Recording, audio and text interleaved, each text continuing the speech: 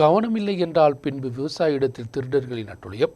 திருடனை பிடித்து கொடுத்தால் 1 லட்சம் ரூபாய் பரிசு என்ற விவசாயியின் அறிவிப்பு தற்பொழுது சமூக வலைத்தளங்களில் வைரலாகி வருகிறது. நெடுங்கண்டம் தூக்குப்பாலம் பகுதியைச் சேர்ந்த ராஜேஷ் தான் திருடர்களின் அட்டுழியம் அதிகரித்ததை தொடர்ந்து அவர்களை பிடிப்பதற்கு பரிசு தொகை அறிவித்தது. கொரோனா காலகட்டத்தில் ராஜேஷ் ஏல விவசாயம் ஆரம்பித்தது. விலை கொடுத்து தண்ணீர் வாங்கிதான் விவசாயத்தை பாதுகாத்தது. ஆனால் விளைவெடுக்கும் காலமான முதல் திருடர்களின் அட்டுழியம் ஆரம்பித்தது. ஏலத்தோட்டத்தில் பச்சை ஏலக்காய் பலமுறை திருடப்பட்டுள்ளது.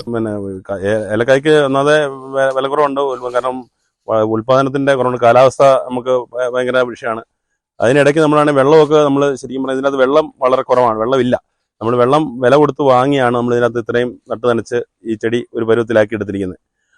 അപ്പം നമുക്കാണെങ്കിൽ കുടിവെള്ളത്തിനുള്ള സംവിധാനം ഇതിനകത്തില്ല, അതുപോലെ തന്നെ തോട്ടം നനയ്ക്കാനുള്ള സംവിധാനം ഇതിനകത്തില്ല. അപ്പോൾ നമുക്ക് ഗവൺമെന്റിന്റെ ഭാഗത്തുനിന്ന് പോലും നമുക്കാണെങ്കിൽ ഒരു ഇതിൻ്റെ അത് കിണറിന്റെ ഒരു കുഴൽക്കിണർ ഒഴിക്കാനുള്ള സംവിധാനങ്ങളോ മറ്റു സംവിധാനങ്ങളോ നമുക്ക് ഒരു പദ്ധതികളൊന്നും ആവിഷ്കരിച്ചിട്ടുമില്ല. അങ്ങനെയുള്ള സാഹചര്യത്തിലാണ് ഇതുപോലെ കള്ളനും കൊണ്ടുപോയി കഴിഞ്ഞാൽ വേറെ ഒരു മാർഗ്ഗമില്ല.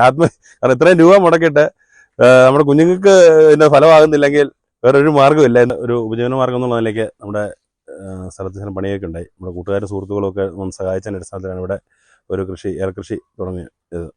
അപ്പോൾ ആ കാലഘട്ടത്തിൽ നമുക്ക് ചെടിയൊക്കെ ഒന്ന് പിടിച്ചു വരികയുണ്ടായി. ആ സമയത്ത് തന്നെ പിടിച്ചു വരുന്ന സമയത്ത് തന്നെ ആദ്യത്തെ വിളവെടുപ്പ് തന്നെ ആൾക്കാർ കള്ളം കൊണ്ടുപോയി.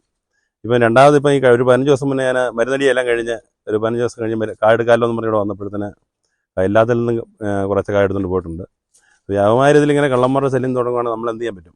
ഒരു കൃഷിയെടുത്ത് നമ്മൾ കുഞ്ഞുങ്ങളെ വളർത്താൻ വേണ്ടിയാണ് നമ്മളിത് ഈ ചെയ്തത്. അപ്പോൾ നിവൃത്തികേട് കൊണ്ടാണ്. എൻ്റെ പൈസ ഒന്നും ഉണ്ടായിട്ടല്ല ഞാൻ 1 ലക്ഷം രൂപ ഇതിനകത്ത് പാരിതോഷികം കള്ളനെ പിടിച്ചെന്നാൽ കൊടുക്കാമെന്ന് പറഞ്ഞത്.